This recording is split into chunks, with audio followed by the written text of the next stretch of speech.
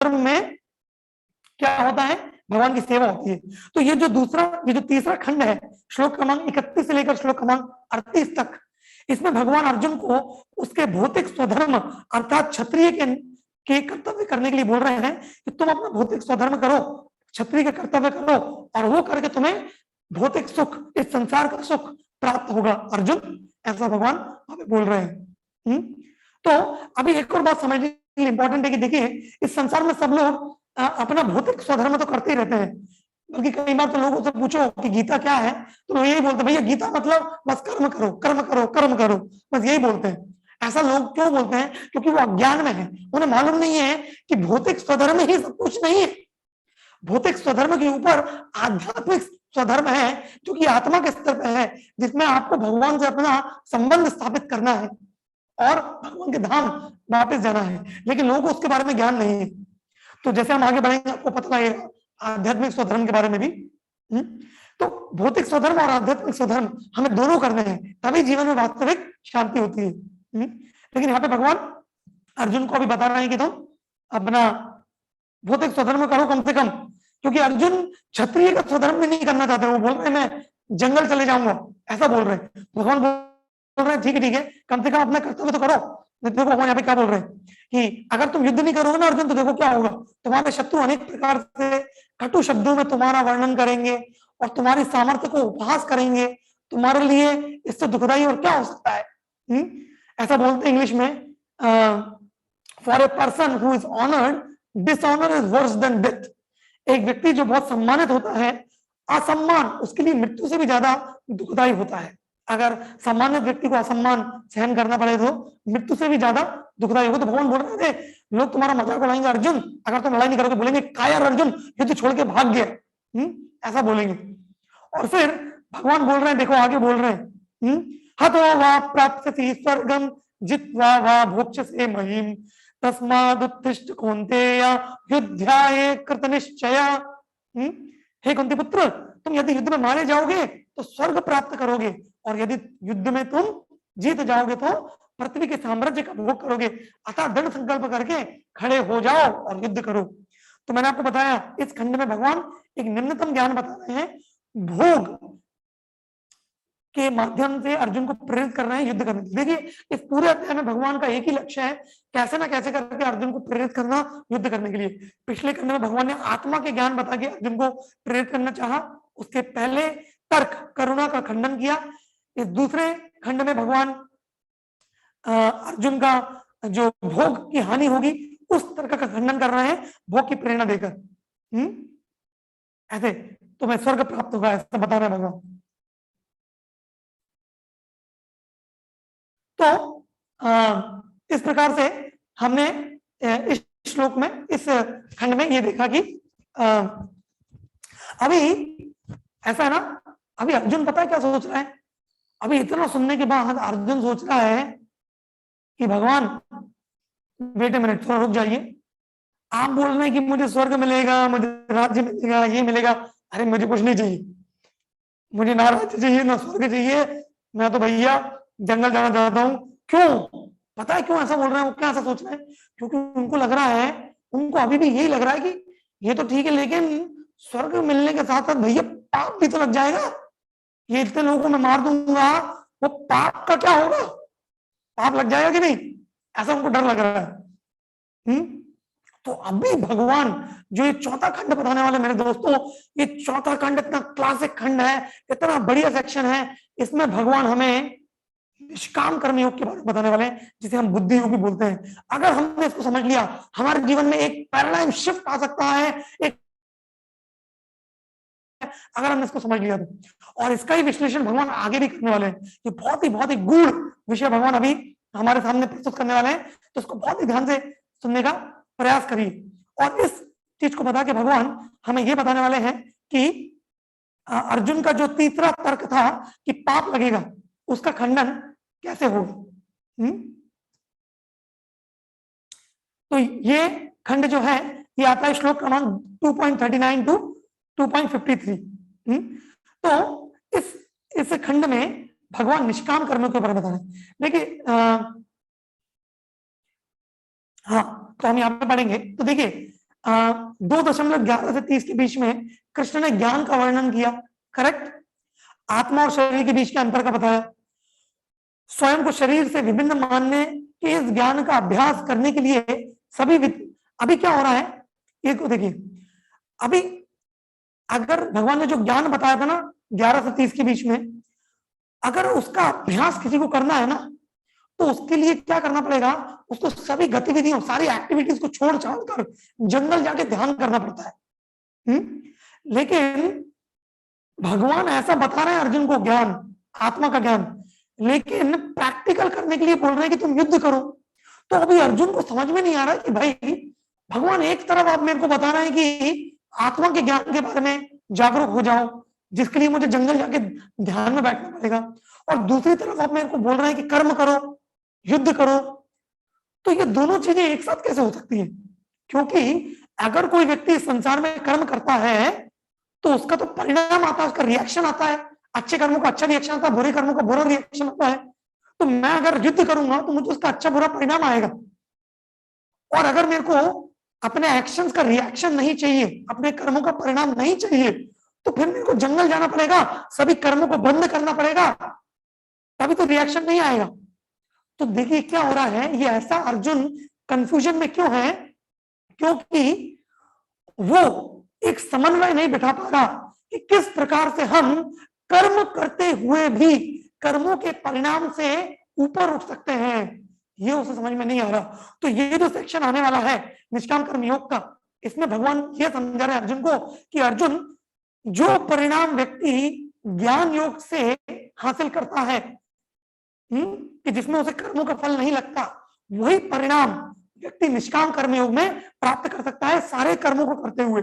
अर्थात सिंपल शब्दों में बोले तो इस दुनिया में रहते हुए, इस दुनिया के कर्तव्य को करते हुए आप किस प्रकार से कर्मों के बंधन से नहीं बनेंगे, उस ज्ञान को भगवान यहाँ पे निष्काम कर्म योग के थ्रू अर्जुन को बता रहे हैं कि अर्जुन तुम लड़ाई भी करोगे, अपने कर्तव्य को भी करोगे, लेकिन तुम कर्तव्य को करते हुए उसके परिणामों से बंधोगे नहीं, रिएक्शंस तुम्हें इस संसार में बांधेंगे नहीं, तुम एक मुक्त पुरुष की तरह रहोगे सारे कर्तव्य करते हुए भी। तो ये होता है निष्काम, इसे बोलते हैं निष्काम कर्म। तो निष्काम कर्म के क्या लाभ होते हैं? तो देखिए यहाँ पे बताया गया है, कोई भी बुरी या अच्छी प्रतिक्रिया अर्थात बैड और गुड रिएक्शन नहीं लगता। जो भी हम कर्म करते हैं उसके अच्छे बुरे प्रतिफल नहीं आते, इसलिए मुक्ति की ओर हमारा अग्रसर होता है। जन्म और मृत्यु की पुनरावृत्ति नहीं होती, हम निष्काम कर्म करके जन्म मृत्यु के चक्र से छूट जाते हैं। और वेदों के निचले वर्गों के प्रति उदासीनता, अर्थात ये जो वेद में, देखिए वेदों में कुछ ऐसे सेक्शंस बताए गए हैं जो बताते हैं कि आप देवी देवताओं के पास जाओ, उनसे ये मांगो, हमें धन दे दो, दौलत दे दो, घर दे दो, गाड़ी दे दो, सुंदर स्त्री पुरुष दे दो। तो ऐसे जब हम देवी देवताओं के पास जाके मांगते हैं तो ऐसे मांगने से क्या होता है, हम संसार में बनते जाते हैं, इस संसार में हम अटक जाते हैं। तो जो निष्काम कर्मयोग करता है वो उसकी रुचि ऐसे भौतिक चीजों के प्रति धीरे धीरे धीरे धीरे खत्म होती जाती है। वो संसार को नहीं छोड़ता, वो अपने कर्तव्य करता रहता है, लेकिन वेदों के निचले वर्ग जो केवल भौतिक प्रगति की तरफ बताते हैं उनके प्रति उदासीन होता रहता है, क्योंकि वो आध्यात्मिक प्रगति के लिए फायदेमंद नहीं। और अंतिम क्या होता है, स्थिर बुद्धि, उसकी इंटेलिजेंस एकदम स्थिर हो जाता है, जीवन के लक्ष्य प्रति उसको एकाग्रता आ जाती है और वो प्रसन्न चित्त बन के जीवन में एकदम बिंदास जीवन जीता है। तो ये निष्काम कर्मयोग के लाभ हैं। और निष्काम कर्मयोग हम कैसे करते हैं तो वो भी हमने यहाँ पे पॉइंट में बताया है, ये मैं आपको समरी में बताया। अगर आप गीता को अध्ययन करेंगे अच्छे से तो ये सब पॉइंट्स आपको प्रभुपाद जी के तात्पर्य में मिलेंगे। तो गीता निष्काम कर्म कैसे करते हैं, तो निष्काम भाव कर्म के फलों के प्रति रखो, लक्ष्य के प्रति नहीं। देखिए बहुत इंपॉर्टेंट समझना, आपने गीता का एक बहुत इंपॉर्टेंट श्लोक के बारे में आपने सुना होगा, अधिकांश लोग इसको बोलते हैं कर्मण्येवाधिकारस्ते मा फलेषु कदाचन मा कर्म फल हेतु भूर मा ते संगस्तु कर्मणि। तो ये जो श्लोक है मेरे दोस्तों, ये श्लोक भारत में अति प्रसिद्ध श्लोक है, जिसको भी बोलो भैया गीता,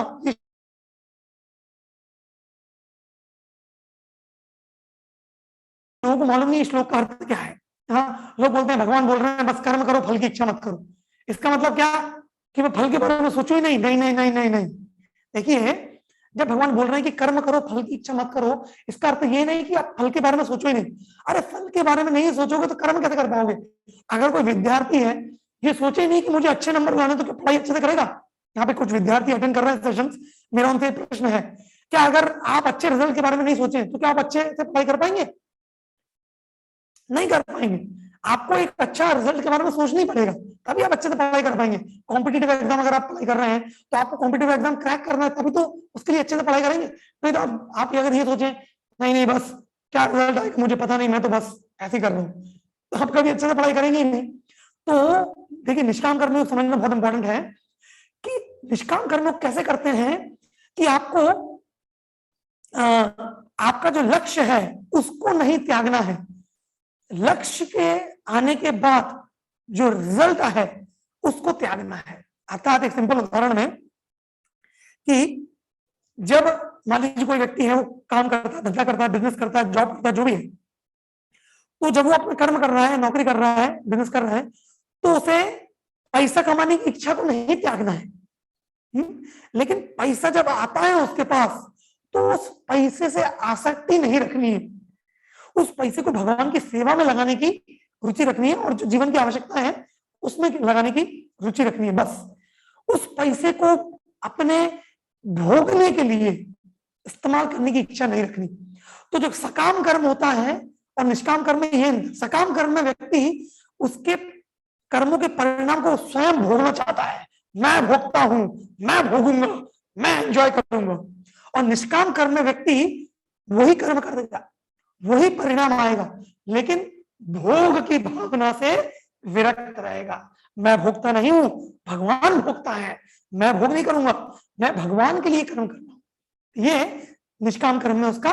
तो निष्काम कर्म में आपको एक्टिविटी नहीं छोड़ना है और एक्टिविटी का गोल भी नहीं छोड़ना है, लेकिन एक्टिविटी का रिजल्ट जो आएगा उसको भगवान की सेवा में लगाना है। तो ये हुआ निष्काम भाव। को चैट पे है कि कोई पढ़ना चाहता है, कौन पढ़ना चाहता है? ये स्लाइड पढ़ सकते हैं।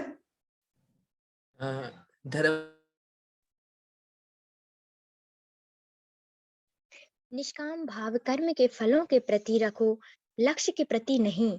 कर्म केवल भौतिक परिणामों के लिए नहीं, आध्यात्मिक परिणामों के लिए करें। कर्म का उद्देश्य केवल फल प्राप्ति नहीं, ज्ञान में वृद्धि करना है।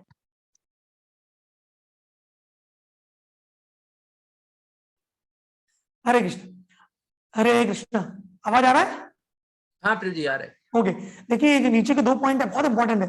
अधिकांश लोग समझते हैं कि भाई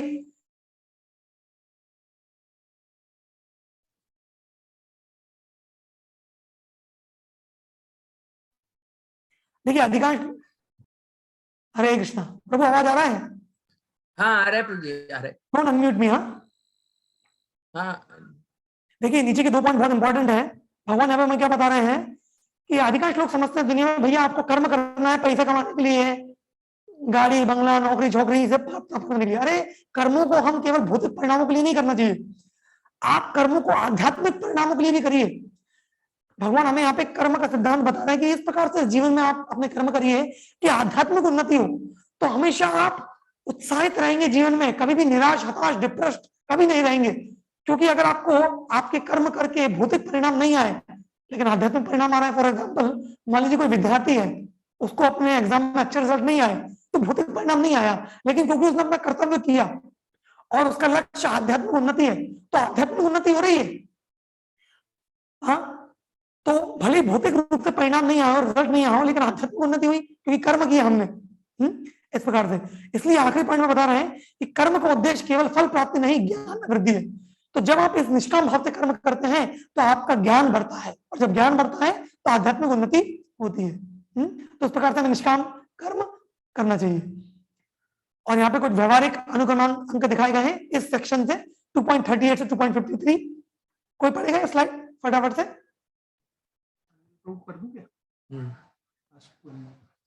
धर्मवीर जी अगर आप पढ़ना चाहे तो पढ़ सकते हैं। देखिए व्यवहारिक अनुक्रमांक अंक मतलब प्रैक्टिकल एप्लीकेशन पॉइंट, ये 4थे खंड की। जल्दी पढ़िए, हमारे पास समय कम है, हमें सेशन को 1 ही घंटे में कवर करना है। ये मेरे लिए बहुत बड़ा चैलेंज है कि इतने बड़े चैप्टर को 1 घंटे में आपको कवर करना, तो प्लीज कोई पढ़े तो जल्दी पढ़िए नहीं तो हम पढ़ेंगे। हमारी चेतना, हरे कृष्णा, हाँ बढ़िया बढ़िया। हमारी चेतना गतिविधियों के बंधन को निर्धारित करती है, न कि गतिविधि को ही। व्यक्ति बंधन से मुक्त रहेगा यदि उसकी गतिविधियों को शाश्वत अध्यात्म आत्म की अवधारणा द्वारा निर्देशित किया जाता है। आत्मा के ज्ञान का उपयोग विरक्त भाव से कर्तव्य पालन के आधार के रूप में किया जाना चाहिए, न कि कर्तव्य को पूरी तरह से त्यागने के लिए।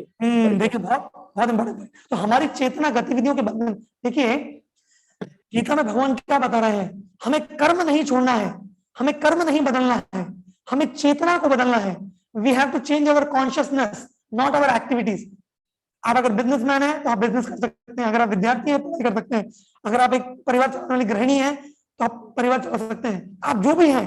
भगवान हमें अपने कर्तव्य को बदलने का नहीं बोल रहे, लेकिन चेतना को बदलने का बोल रहे हैं, कॉन्शियसनेस को बदलने का बोल रहे हैं, कि आप भोग की भावना की जगह सेवा भावना से अपने कर्तव्य को करें, आसक्त भावना की जगह विरक्त भावना से अपने कर्तव्य को करें। ये भगवान बता रहे हैं। जब आप विरक्त भावना से करेंगे तो व्यक्ति बंधन से मुक्त रहेगा, क्योंकि उसकी गतिविधियां शाश्वत आध्यात्मिक आत्मा के स्तर पे रहेंगी। तो यही आत्मा के ज्ञान का उपयोग। तो देखिए जो भगवान ने सबसे पहले सेक्शन में आत्मा जब ज्ञान योग बताया था ना, तो उसमें बताया था भगवान ने कि बस ये समझो कि हम आत्मा है, शरीर नहीं है कि नहीं। लेकिन उस ज्ञान को प्रैक्टिकल कैसे अप्लाई करेंगे, ठीक है, थ्योरेटिकली तो हम समझ लेंगे कि हम शरीर नहीं आत्मा है, लेकिन जब हम कर्म करने जाएंगे तो उसका रिएक्शन तो आएगा ना। इसलिए निष्काम कर्म में भगवान ये बता रहे हैं कि आत्मा के ज्ञान को जब आप अपने जीवन में प्रैक्टिकली अपनाएंगे तो फिर सारे कर्म करते हुए भी आप कर्मों से नहीं बनेंगे। इससे निष्काम कर्म बोलते हैं या बुद्धि योग बोलते हैं। तो ये भगवान एक समन्वय बिठा रहे हैं ज्ञान योग और कर्म योग के बीच में। ज्ञान और कर्म के बीच में एक समन्वय कि आप कर्म भी करें ज्ञान के स्तर पे, कर्म करें किसके स्तर पे, ज्ञान के स्तर पे, आत्मा के स्तर पे। आत्मा के ज्ञान को जानकर जब कर्म करेंगे तो कर्म बांधेंगे नहीं। ये मैं बार बार रिपीट इसलिए कर रहा हूं क्योंकि समझना इंपॉर्टेंट है। और तो देखिए चौथा, तो इस निष्काम कर्म योग बता के भगवान यहाँ पे अर्जुन के चौथे तर्क का खंडन कर रहे हैं। देखिए अर्जुन ने जो चौथा तर्क जो बताया था उसने बताया था कि भाई परंपरा का नाश हो जाएगा, पिंडोदक क्रिया बंद हो जाएगी, हाँ, अवांछित संतानें पैदा होंगी। तो वो ये जो तर्क बोल रहा है ये धर्म शास्त्रों के आधार पर बोल रहा है, पाप और पुण्य के आधार पर बोल रहा है। लेकिन भगवान बता रहे हैं कि हे अर्जुन, अगर तुम कोई व्यक्ति निष्काम कर्म के स्तर पे आके कर्म करता है तो वो ये सब कर्म कांड से ऊपर उठ जाता है। देखिए इस दुनिया में लोग कर्म कांड जानते हैं। कर्म कांड अर्थात कोई देवी देवता को पूजो, वैदिक साहित्य में दिए गए पूजा अनुष्ठान रीति रिवाज ये सब पालन करो तो पुण्य कर्म होगा, पुण्य कर्म होगा तो अच्छे फल आएंगे। तो लोग ये फल के चक्कर में फंसे रहते हैं, अच्छे कर्म बुरे फल बुरे कर्म। लेकिन भगवान बता रहे हैं कि भाई अर्जुन ये अच्छे बुरे कर्मों से ऊपर उठो, आध्यात्म के स्तर पे आओ। एक बहुत इंपॉर्टेंट श्लोक भगवान बोलते हैं, त्रैगुण्या विषया वेदा त्रैगुण्या भव अर्जुन। हे अर्जुन, ये वेदों में जो 3 गुणों, प्रकृति के 3 गुणों के बारे में जो बताया गया है, जो अच्छे और बुरे कर्म के बारे में बताते हैं कि भाई ये करो वो करो, इससे तुम ऊपर उठो। नेत्र गुण्य, इन गुणों से ऊपर उठो, अर्थात निष्काम कर्म के स्तर पे आओ। इसलिए देखिए ये बहुत इंपॉर्टेंट यहाँ पे भगवान बता रहे हैं कि निष्काम कर्म में भगवान क्या बता रहे हैं कि यहाँ कृष्ण अर्जुन से कहते हैं कि वे वेदों का उपयोग विभिन्न देवताओं को प्रसन्न करके अस्थायी फल अर्थात अस्थायी फल, टेम्पररी रिजल्ट्स क्या है, पुत्र, स्वास्थ्य, शक्ति, धन, दीर्घायु, भरपूर फसल, ये स्वर्गीय सुख, यही मांगते ना लोग भगवान के पास जाके। तो भगवान बोल रहे हैं कि भाई अर्जुन, तुम देवी देवताओं के पास जाके ये सब मत मांगो कि मुझे अच्छे पुत्र पुत्री, शक्ति, धन, भरपूर फसल ये सब दे दो। तो वेदों का इस्तेमाल तुम इन चीजों को प्राप्त करने के लिए मत करो, ये मानसिकता छोड़ दो। हाँ, अभी देखिए पिछले खंड में भगवान अर्जुन को प्रेरित कर रहे थे भोग के, अगर मर गए तो, और जीत जाओगे तो राज्य मिलेगा, है कि नहीं। भगवान कर रहे थे ना अर्जुन को प्रेरित इस तरह पे। अभी भगवान उसी को यहाँ पे उसकी निंदा कर रहे हैं, ऐसी मानसिकता को। क्यों? क्योंकि ये जो निष्काम कर्म का ज्ञान है ये उन्नत ज्ञान है, ये सकाम कर्म से ऊपर है। भगवान पहले सकाम कर्म अर्जुन को जस्ट इसलिए बोले कि अगर अर्जुन को लगे कि भाई ज्ञान मान मेरे को समझ में नहीं आ रहा है तो सकाम कर्म पे तुम स्तर पे युद्ध करो। लेकिन सकाम कर्म के स्तर से ऊंचा स्तर क्या है, निष्काम कर्म का, है कि नहीं? देखिए अर्जुन को भगवान ने एक माध्यम बनाया है हम सबको ज्ञान देने के लिए। अर्जुन तो भगवान के शुद्ध भक्त पहले से है, उनको सब मालूम है, लेकिन अर्जुन को इस्तेमाल करके भगवान हमें अलग अलग स्तर बता रहे हैं कर्म करने के। तो सकाम कर्म, निष्काम कर्म, तो सकाम कर्म से ऊपर है निष्काम कर्म, ऐसे करके। तो देखिए यहाँ पे बताया गया बुद्धि योग या कर्म कांड। तो देखिए तथाकथित अधिकांश लोग दुनिया में कर्म कांड जानते हैं, ये देवी देवताओं को भज लो, कुल देवी कुल देवता, हाँ ये वो, बस करो अच्छे कर्म करो ऐसे करके। लेकिन भगवान बोल रहे हैं कि ये कर्म कांड से ऊपर उठो भाई, बुद्धि योग अर्थात निष्काम कर्म के स्तर पे आओ। ऐसे करके कोई पढ़ेगा स्लाइड फटाफट से,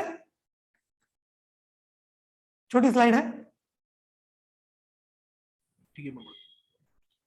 कर्मकांड मानसिकता को कम बुद्धिमान पथ के रूप में निंदा की जाती है, क्योंकि यह आध्यात्मिक जीवन में आगे बढ़ने में बाधा उत्पन्न करती है। बुद्धि योग वैदिक कर्मकांड अनुष्ठानों से परे है। संकीर्तन यज्ञ वेदों के सभी उद्देश्यों को पूरा करता है। हाँ, तो ये बुद्धि योग अर्थात क्या? बुद्धि अर्थात इंटेलिजेंस, करेक्ट। तो हमारी बुद्धि के द्वारा जब आध्यात्मिक ज्ञान हमारे जीवन में लेते हैं, जैसे अभी आप ये सेशन सुन रहे हैं, तो आपको आध्यात्मिक ज्ञान मिल रहा है। जब आप इस आध्यात्मिक ज्ञान को स्तर बना के अपने कर्मों को करेंगे, उसे बुद्धि योग बोलते हैं। बहुत सरल भाषा में ये बताया है। और ये आध्यात्मिक ज्ञान कैसे बढ़ता है? जैसे गीता भागवत श्रवण करके, जैसे आप सुन रहे हैं, और भगवानों के नाम का कीर्तन करके। इसलिए संकीर्तन यज्ञ इस कलयुग में सबसे बड़ा जो यज्ञ बताया गया वो संकीर्तन यज्ञ, जिसमें हम भगवान के नाम लेते हैं, हरे कृष्ण कृष्ण कृष्ण हरे हरे, हरे राम राम राम हरे हरे। तो जब हम ऐसे भगवान के नामों को उच्चारण करते हैं, कीर्तन में भाग लेते हैं, तो ये हमें निष्काम कर्म अर्थात बुद्धि योग और उससे परे भक्ति योग के स्तर पे ले जाता है। हाँ, तो ये श्लोक मैंने आपको बताया था, त्रैगुण्य विषय वेदा, ऐसे करके। तो इस प्रकार से भगवान ने अर्जुन के चौथे इस तर्क का खंडन किया, करेक्ट। और अर्जुन का जो पांचवा तर्क था, पांचवा तर्क नहीं था, वो असमंजस में पड़ गया था कि मैं क्या करूं, समझ में नहीं आ रहा है। श्लोक नंबर 2.5 में वो कंफ्यूज हो गया था। तो भगवान ने इसी बुद्धि योग निष्काम कर्म के सेक्शन में एक श्लोक बोला कि अर्जुन, अगर तुम निष्काम कर्म के स्तर पे आ जाओगे तो सारी कंफ्यूजन से मुक्त हो जाओगे। तो एक बहुत सुंदर श्लोक बोला, बल्कि श्लोक इतना महत्वपूर्ण है क्योंकि इसी श्लोक को आधार बना के भक्तिवेदांत स्वामी प्रभुपाद जी, जो कि इस्कॉन के संस्थापक आचार्य, उन्होंने इस संस्था की स्थापना करी। उनको बहुत प्रेरणा मिली श्लोक से। बहुत सुंदर श्लोक बोलते हैं, व्यवसायित्म का बुद्धि एक कुरुनंदन बहुशाखा हिनंताश्च बुद्धयो व्यवसायिन। जो इस मार्ग पर चलते हैं, कौन से मार्ग पर? निष्काम करके मार्ग पर चलते हैं, वह प्रयोजन में दृढ़ रहते हैं, अर्थात उनके प्रयोजन में दृढ़ रहते हैं और उनका लक्ष्य भी एक होता है, अर्थात आध्यात्मिक उन्नति, भगवत प्राप्ति। हे कुरुनंदन अर्जुन, जो दृढ़ प्रतिज्ञा नहीं है, जो कर्म कांड में लगे हुए हैं, जो बुद्धि योग के स्तर पे नहीं है, उनकी बुद्धि अनेक शाखाओं में विभक्ति रहती है, वो जीवन में हमेशा कंफ्यूज ही रहेंगे। ऐसे करके तो इस प्रकार से भगवान ने बताया। और इस अध्याय का जो आखिरी सेक्शन है, जिसको हम बता के अभी विराम देने वाले 2 मिनट में, उसमें भगवान ये हमें बता रहे हैं। तो अभी देखिए, जब अर्जुन ने निष्काम कर्म के बारे में सुना कि ऐसा भी होता है, तो अर्जुन सुन के बड़े प्रेरित हो गए। तो वो सोचने लगे कि भाई, अरे कोई ऐसा भी व्यक्ति होता है क्या जो इस स्तर पे जीवन जी सके? ऐसा व्यक्ति कैसा होता है, उसके लक्षण क्या होते हैं? तो ऐसा वो पूछने लगे। तो ये स्लाइड कोई पढ़ेगा? ये स्लाइड, इसमें कनेक्शन बताया गया है पिछले सेक्शन अगले सेक्शन में, पढ़िए।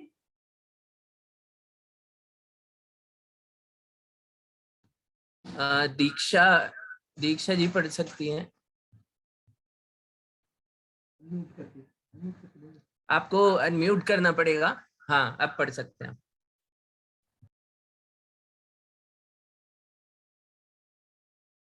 आवाज नहीं आ रहा है। हरे कृष्णा। दीक्षा जी, आप अनम्यूट करके पढ़ सकती हैं।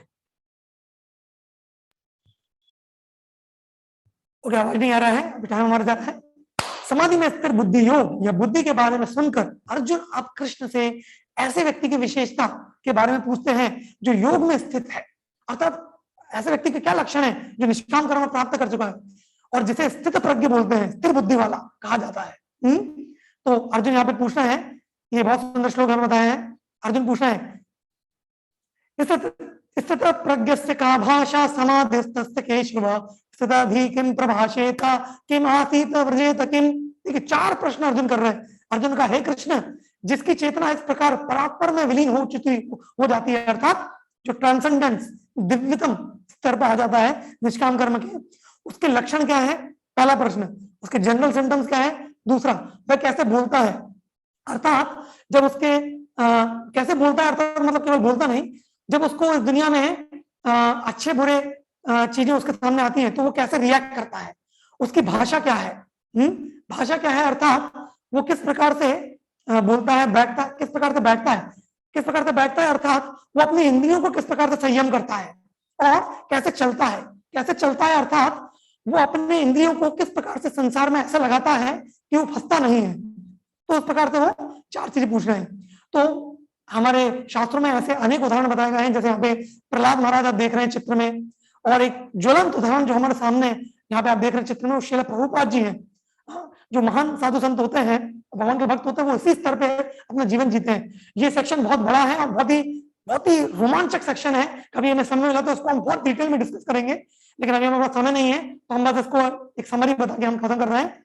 तो भगवान यहाँ पे एक श्लोक में बता रहे हैं कि जनरल सिम्टम्स क्या होते हैं जो एक स्थित प्रज्ञ व्यक्ति, हाँ, दिव्य स्तर पे जो व्यक्ति होता है निष्काम कर्म के स्तर पे, उसके क्या सिम्टम होते हैं। तो यहाँ पे भगवान बता रहे हैं कि श्री भगवान ने कहा, हे पार्थ, जब मनुष्य मनोधर्म से उत्पन्न होने वाली इंद्रिय तृप्ति के समस्त कामनाओं का परित्याग कर देता है, और जब इस तरह से विशुद्ध हुआ उसका मन आत्मा में संतोष प्राप्त करता है, तो वह विशुद्ध दिव्य चेतना को प्राप्त स्थित प्रज्ञ कहा जाता है।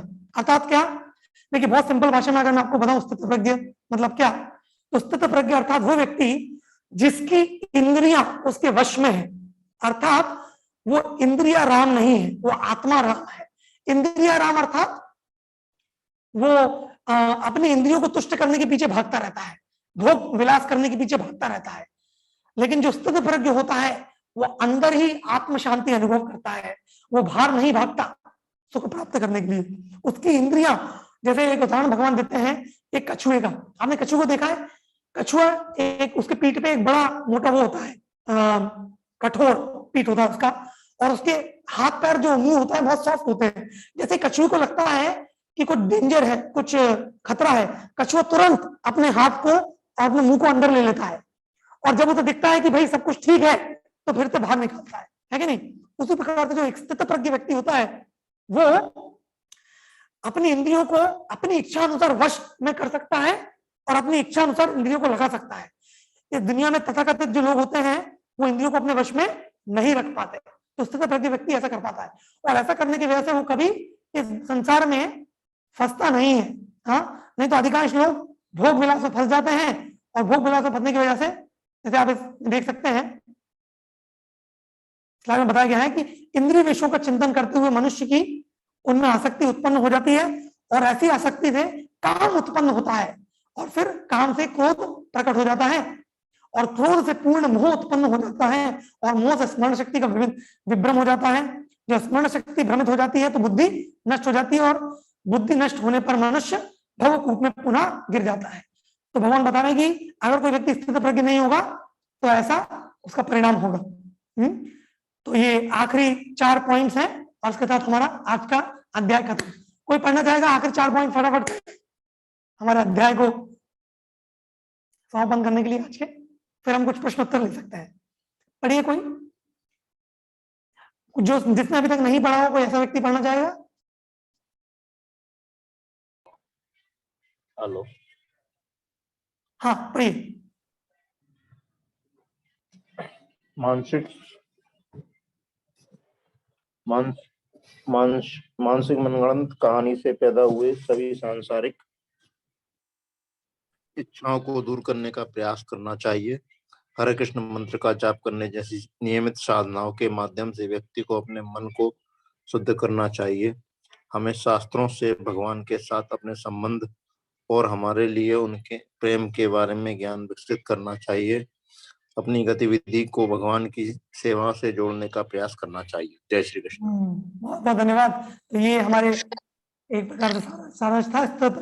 हमें क्या करना है? हरे कृष्ण मंत्र और हमारी सारी एक्टिविटी को भगवान से जोड़ना है। देखिए हमारा समय जो है उसे भगवान से जोड़िए, आप जो भोजन खाते हो उसे भगवान से जोड़िए, हाँ आपका घर जो है भगवान का मंदिर बना के उसे भगवान से जोड़िए, आपकी जो बुद्धि है गीता पढ़ के उसे भगवान से जोड़िए, आपका जो धन है उस धन को भी थोड़ी मात्रा धन आप भगवान की सेवा में देकर भगवान से जोड़ सकते हैं। इसी प्रकार से जितनी भी आपकी एक्टिविटीज गतिविधियां हैं, आपके मन को भगवान का नाम जप करके भगवान से जोड़ सकते हैं।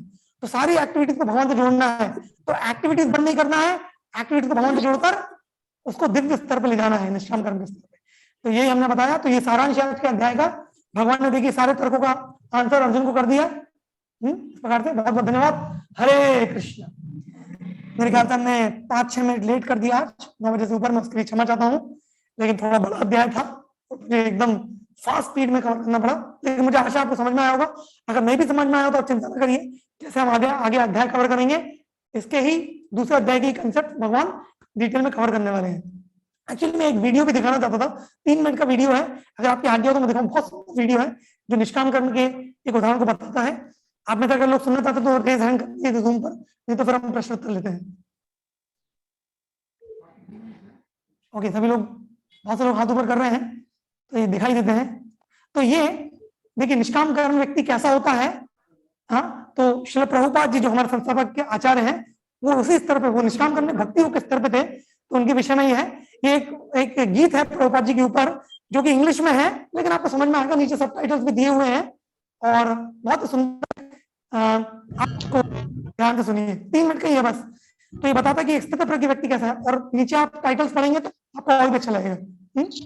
देखिए, कृष्ण प्रभु दिख रहा है और वीडियो चल रहा है। प्रभु जी दिख रहा है, प्रभु जी वीडियो साउंड आ रहा है? साउंड, हाँ साउंड भी आ रहा है प्रभु। Okay. He's a kind and gentle soul, his heart is never cold, so peaceful and poetic, with a message true and bold. He's never seeking praise, so silent and so grave, and his transcendental love is the magic in his ways. And when I see his love I know I've got a long, long way to go. When will I taste the love that he is feeling inside?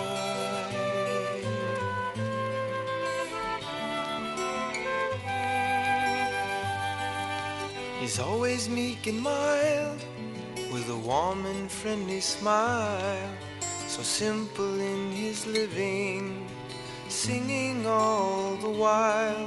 He sings out Krishna's name, his glory and his fame, to serve his Lord and Master, in pleasure or in pain. And when I see his love I know I've got a long, long way to go. When will I taste the love that he is feeling inside?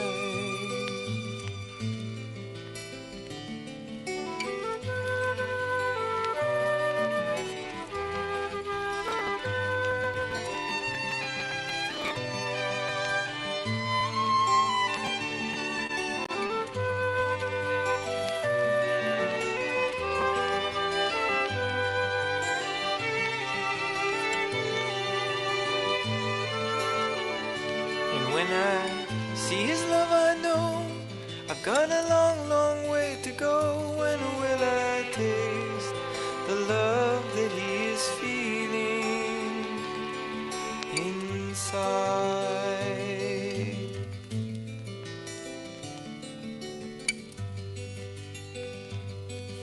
You'll find no lust and greed in a heart that's pure and free. He's a lover of the Lord, and his life is ecstasy. He tries to live, and living tries to give the happiness that's found in the sound of Krishna's name. And when I see his love I know I've got a long, long way to go. When will I taste the love that he is feeling inside?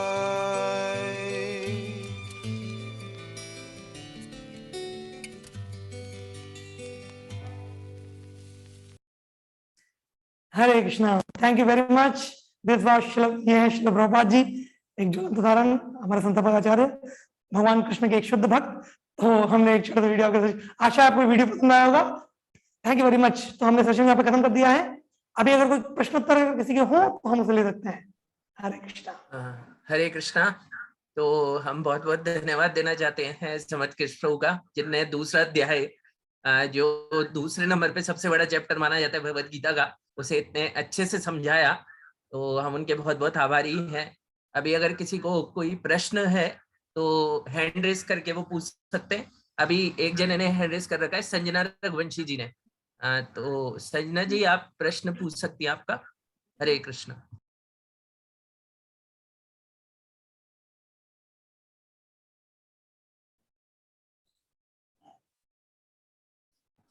पहले अनिल रघुवंशी जी पूछ सकते हैं प्रश्न, unmute करके अपने आप को आप अनम्यूट कर सकते हैं। हरे कृष्ण प्रभु, धन्यवाद पुनः। हरे कृष्णा।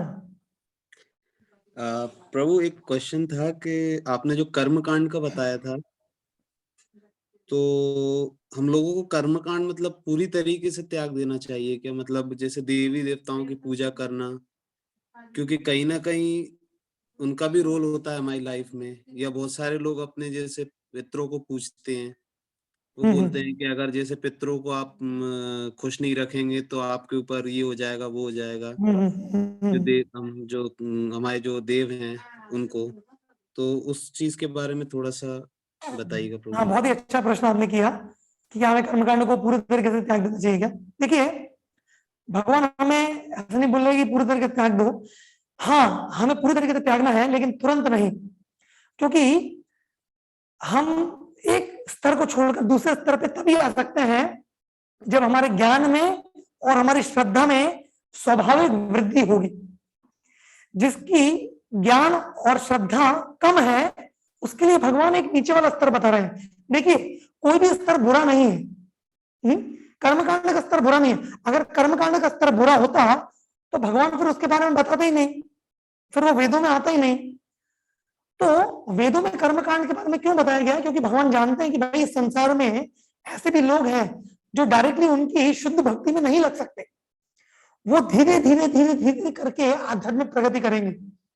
तो ऐसे लोग जो भगवान को डायरेक्टली भक्त नहीं बनते, तो वो जब कर्मकांड करते हैं, कम से कम देवी देवताओं के पास जाके, देवी देवता कौन है? देवी देवता भगवान के ही दास हैं, भगवान के ही अंश हैं। तो जब वो देवी देवताओं के पास जाते हैं तो वो भगवान के पास ही जा रहे हैं, लेकिन इनडायरेक्टली। देखिए, सबसे अच्छा तो ये हो कोई व्यक्ति डायरेक्टली भगवान के पास जाए और भगवान की भक्ति में लगे, ये सबसे उच्चतम है। लेकिन अगर कोई व्यक्ति भी उस स्तर पे नहीं है डायरेक्टली, तो फिर वो एक निम्न स्तर पे रहकर कर्मकांड करके धीरे धीरे धीरे प्रगति कर सकता है।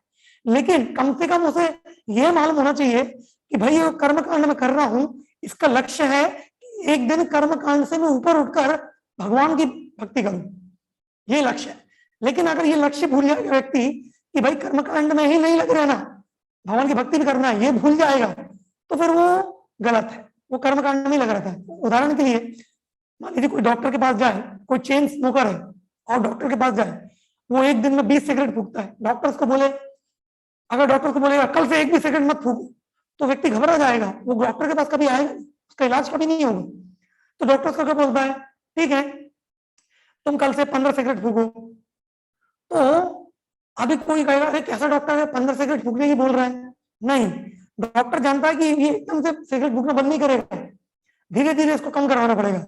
तो 20 से 15, 15 से 12, 12 से 10, 8 ऐसे करके कम करेगा, है कि नहीं? तो उसी प्रकार से हम सबको बोलते हैं कि भाई अगर आप कर सकते हैं, अगर आपको गीता का ज्ञान वास्तविक समझ में आ रहा है, भक्तों का संग करके, गीता समझ के, हरे कृष्ण मंत्र का जप करके, अगर आप डायरेक्ट कृष्ण भावनात्म में लगने का सक्षम है, तो आपको किसी देवी देवता की पूजा करने की जरूरत नहीं है। अगर आपकी भगवान के ऊपर श्रद्धा है कि बस मैं अगर कृष्ण को भजूंगा, कृष्ण की सेवा करूंगा, कृष्ण का नाम लूंगा, तो सर्व कर्म करते हुए, इसको श्रद्धा बोलते हैं। अगर ऐसी श्रद्धा आपके अंदर आ गई है तो आपको किसी देवी देवता की पूजा करने की जरूरत नहीं है, आपको कुछ पाप कर्म नहीं लगेगा, आप निश्चिंत रहिए। लेकिन अगर वो श्रद्धा भी नहीं आई है तो हाँ, आपकी श्रद्धा अनुसार आप थोड़ा थोड़ा दोनों कर सकते हैं। और जैसे जैसे श्रद्धा बढ़ती जाए कृष्ण भावना में, अपने आप ये देवी देवताओं की पूजा कम होती जाएगी। ठीक है अनिल जी, उत्तर मिला आपको? हरे कृष्णा। बहुत बहुत धन्यवाद समर्थ कृष्ण प्रभु। और किसी का कोई प्रश्न है तो हैंड रेज कर सकते हैं। हम आपको अनम्यूट कर देंगे। या आप चैट पे भी लिख सकते हैं। हाँ, चैट पे भी लिख सकते हैं आप। किसी भी तरीके का कोई भी प्रश्न हो तो आप पूछ सकते हैं।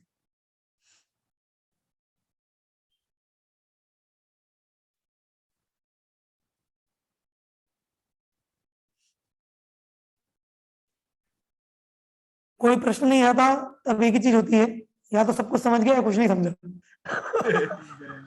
प्रभु जी, धर्मवीर जी पूछना चाहते प्रश्न। ओके, हेलो, यस, राधे हाँ कृष्णा। जी, हरे कृष्ण। बताइए। प्रभु, मैं ये कह रहा हूँ कि भक्ति के लिए कोई निश्चित समय या निश्चित स्थान निर्धारित है या कहीं भी किसी भी समय की जा सकती है? देखिए, भक्ति के लिए सबसे इम्पोर्टेंट जो नियम है वो है कि कि एक प्रमाणित गुरु के निर्देशन के अंदर हम भक्ति करें। भक्ति अपने मन से नहीं करते, एक प्रमाणित गुरु से निर्देशन के अनुसार हम करते हैं। पहला, ये सबसे इम्पोर्टेंट है। और फिर जो भक्ति के जो नियम कानून होते हैं वो उतने स्ट्रांग नहीं होते। पूरा उदाहरण के लिए, जैसे हरे कृष्ण मंत्र जो है, इसका हम चैंटिंग करते हैं। चैंटिंग करता है जप करना। हाँ, जैसे हमारा एक ऐसा बीट बैग होता है, इसके अंदर एक हमारा ऐसा माला होता है। ये माला आपको हमारे हरे कृष्ण केंद्र से मिल सकता है। तो उसको हम, इस माला पे हम हरे कृष्ण मंत्र का जप करते हैं। हरे कृष्ण ऐसे करके। तो ऐसे जप करने का कोई नियम नहीं है। ऐसे बोलते हैं, नाम नामकारी बहुधा निज सर्वशक्ति। भगवान का नाम लेने का कोई नियम नहीं। आप सुबह ले सकते हैं, रात को ले सकते हैं, दोपहर में ले सकते हैं, बस सोने के बाद और उठने से पहले नहीं लेना। सोने से पहले, सोने के बाद और उठने से पहले कैसे लेंगे आप? सोने के बाद सो लेंगे, उठने से पहले तो सोते रहेंगे, कभी नहीं ले पाएंगे। लेकिन कभी ले सकते हैं। बल्कि ऐसा बताया जाता है कि भगवान का नाम हम अगर शारीरिक रूप से अशुद्ध अवस्था में हो तो भी ले सकते हैं। कोई अगर बिना नहाए हुआ हो तो भी ले सकता है, कोई दिक्कत नहीं। ऐसा बताया जाता है कि आप सुबह के समय और स्नान इत्यादि करके ले। लेकिन अगर नहीं कर पा रहे, आपका जीवन बड़ा व्यस्त है, आप विद्यार्थी हैं, जो भी है, आप लेट उठते हैं, जो भी है, लेकिन भगवान का नाम लीजिए, बहाना मत दीजिए। अगर मान लीजिए घर में किसी परिवार वाले या निजी जन का अगर देहांत हो जाता है तो लोग भगवान को 13 दिन सूतक लगता है, छूते नहीं है, तो भगवान की पूजा नहीं होती उस दिन घरों में। लेकिन भगवान का नाम ले सकते हैं, माला कर सकते हैं, उसके लिए कोई नियम नहीं है। तो वो आप कर सकते हैं। भक्तों का संग कर सकते हैं, प्रसाद खा सकते हैं, गीता भागवत पढ़ सकते हैं, इसमें कोई नियम नहीं। हेलो जी प्रभु, मेरा ये निवेदन था कि अगर कोई गुरु नहीं मिला है तब क्या करें? गुरु नहीं मिला, देखिए गुरु उनको मिलता है जो गुरु को खोजते हैं। एक्चुअली गुरु बनाना कोई फैशन नहीं है। आजकल लोग फैशन के लिए गुरु बनाते हैं। ए, तेरा गुरु मिल गया, मेरा भी गुरु है। अच्छा, कौन है गुरु? अरे घर पे आ, मैंने तस्वीर लगा रखा है, उसमें माला भी डाल रखा है। तो प्रभुपाद जी बोलते थे, don't treat Guru like a dog. जैसे लोग बोलते तेरा कुत्ता है क्या? मेरा भी कुत्ता है। तेरा कुत्ता कैसा है? काला है क्या? मेरा कुत्ता पीला है। Don't make Guru into a dog. गुरु हम फैशन के लिए नहीं बनाते। जब व्यक्ति को अपने जीवन में वास्तविक आध्यात्मिक जिज्ञासा होती है, वो भगवान को समझना चाहता है, प्राप्त करना चाहता है, तो उसके हृदय में एक तीव्र इच्छा होती है कि मुझे एक गुरु अपने जीवन में चाहिए, प्रमाणित। और जब व्यक्ति के हृदय में ऐसी इच्छा होती है तो भगवान उसके जीवन में गुरु भेजते हैं। तो अगर आपके हृदय में ऐसी इच्छा आई है तो आप निश्चिंत रहिए, भगवान आपको जरूर उसको पूरा करेंगे। और खास करके आप एक प्रोग्राम से जुड़े हैं, ये जो भगवद गीता चल रही है, श्री प्रभुपाद जी के ग्रंथों के आधार पर चल रही है। प्रभुपाद जी हमारे शिक्षा गुरु हैं, उनकी शिक्षाओं को हम यहाँ पे सीख रहे हैं, भगवान की शिक्षाओं को प्रभुपाद जी के माध्यम से। और अगर आप हरे कृष्ण केंद्र से जुड़ेंगे, कृष्ण कपूर से आप पर्सनली मिल सकते हैं। वो आपको हमारे इस्कॉन संस्था में प्रभुपाद जी के अनेक वरिष्ठ शिष्य हैं जो आज गुरु की भूमिका निभाते हैं। बड़े महान सन्यासी वर्ग के महान भक्त हैं जो गुरुगण हैं। जैसे मेरे गुरु हैं परम पूज्य राधानाथ स्वामी, और तो मेरे गुरु हैं। ऐसे प्रभुपाद जी के अनेक शिष्य हैं जो गुरु हैं। तो आप उनको देखिए, परखिए, उनसे सुनिए, श्रवण करिए, और उसमें से आप चुन सकते हैं गुरु। तो भगवान आपको प्रेरणा देंगे। और ज्यादा जानकारी के लिए आप कृष्ण गुरु और हरे कृष्ण केंद्र से संपर्क कर सकते हैं। ठीक है धर्मेश जी? जी धन्यवाद। बहुत बहुत धन्यवाद प्रभु जी उत्तर देने के लिए। और किसी का कोई प्रश्न है तो हैंड रेज करके पूछ सकते हैं, या कमेंट सेक्शन में भी लिख सकते हैं। अगर आपको कोई प्रश्न तो हम लोग वहां से पढ़ के बता देंगे प्रभु जी को।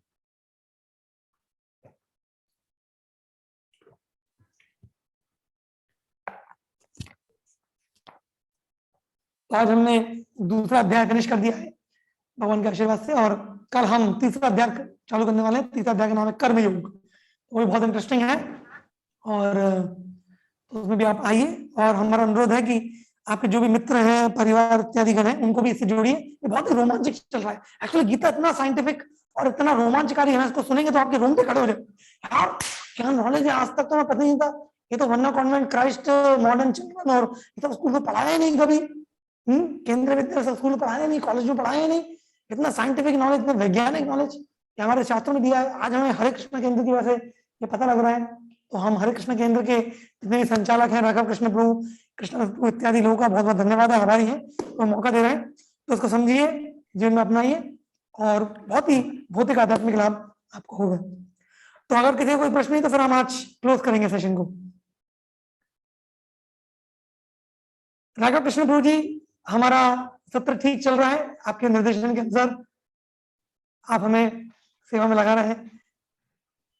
प्रभु जी बहुत सुंदर आज आपने ये सेशन दिया है सेकंड, और मैं समझता हूँ कि जो कर्म कांड और निष्काम कर्म के बीच में जो भी लोगों को कंफ्यूजन था और जो रहता है अधिकतर कि हमको क्या करना चाहिए, एक्चुअली कंफ्यूजन जीवन में बहुत रहता है। हम लोग बहुत कुछ जीवन में प्राप्त कर लेते हैं, उच्च शिक्षा प्राप्त कर लेते हैं, हम लोग अच्छा जॉब प्राप्त कर लेते हैं, पर हमेशा ये चिंता रहती है कि मृत्यु हो जाएगी तो हम जीवन में क्या लेके जाएंगे। तो निष्काम कर्म के बारे में आपने आज बताया, मैं समझता हूँ बहुत ही ज्यादा सुंदर था ये, और सभी लोगों को इससे जरूर लाभ मिला होगा। तो बहुत बहुत धन्यवाद प्रभु। हम आगे भी यही कामना करते हैं कि आप इसी तरीके से हमको इतने सुंदर भगवत गीता का मर्म और उसका अर्थ हमको आगे समझाते रहें। और मुझे उम्मीद है कि सभी गुनावासी 18 दिवसीय पूरा भगवत गीता कोर्स पूरी तरीके से अच्छी तरीके से सुनेंगे। Hare Krishna. Thank you. Okay Krishna प्रभु, so can we close here for today? हाँ, यस प्रभु जी, वी कैन क्लोज। तो आप सभी लोगों का बहुत बहुत धन्यवाद है कि आप आज इस दूसरे सत्र में आए, जुड़े, और सभी से निवेदन है कि रोज इसी तरीके से सत्र से जुड़ते रहें, ताकि पूरा भगवत गीता का नॉलेज 18 दिन बाद आपको अच्छे से आ पाए। और आज हम समर्थ कृष्ण प्रभु जी का बहुत बहुत धन्यवाद देना चाहते हैं कि इतने अच्छे से उनने इस सत्र को समझाया, और हम आशा करते हैं कि वो कल का जो सत्र है वो और अच्छे से समझाएं। हरे कृष्णा। श्रील प्रभुपाद की जय। जय। जय। Thank you.